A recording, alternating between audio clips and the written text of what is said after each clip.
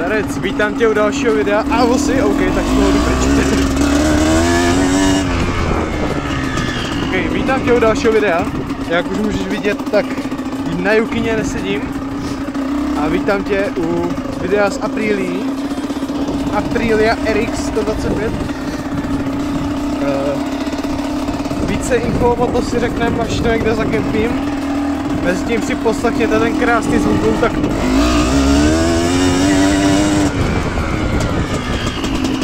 krása.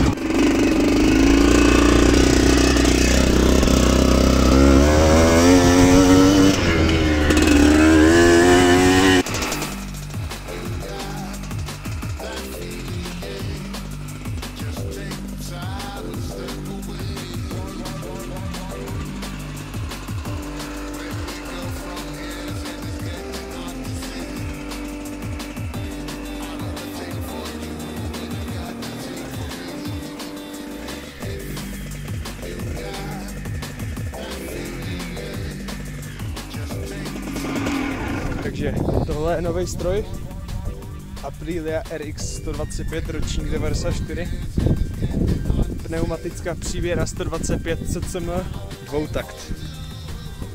No, co bych k tomu řekl?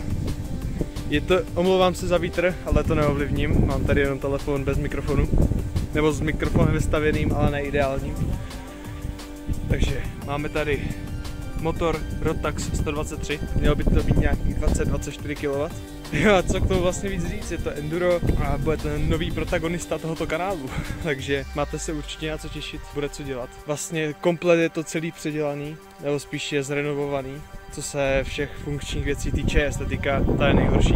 Motor po generálce, všechny kufera, ložiska, všechno máme hotové. Takže se ten motor ještě musí zajet, což jste vlastně mohli vidět už teďka na začátku videa, že tomu jako úplně nedávám kotel. Aby jsem to nezmrvil hnedka, kotel tomu dáváš za úvěru, tak věci nádrže. Všechno origo, nic, žádný tuning, maximálně tak nálepky jsou tuning, to je všechno.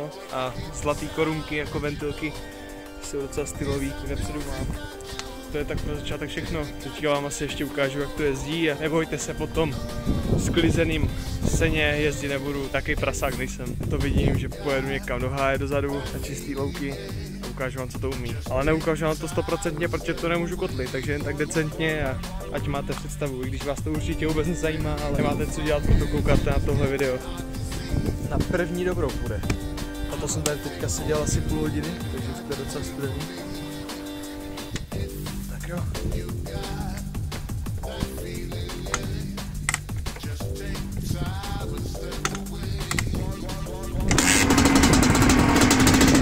Jak říkám, na první dobrou.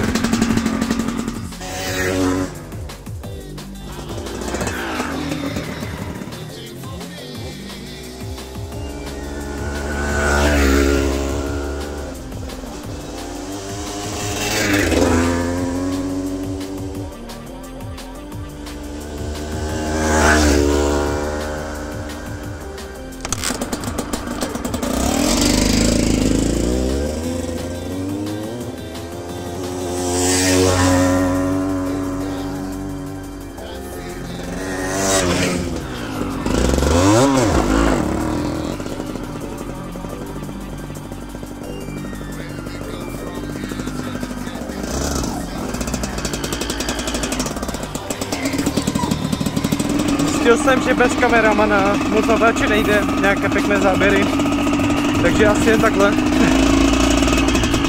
Takže já vám asi děkuju za zhlídnutí tohoto videa a vidíme se u další videa z Aprilii.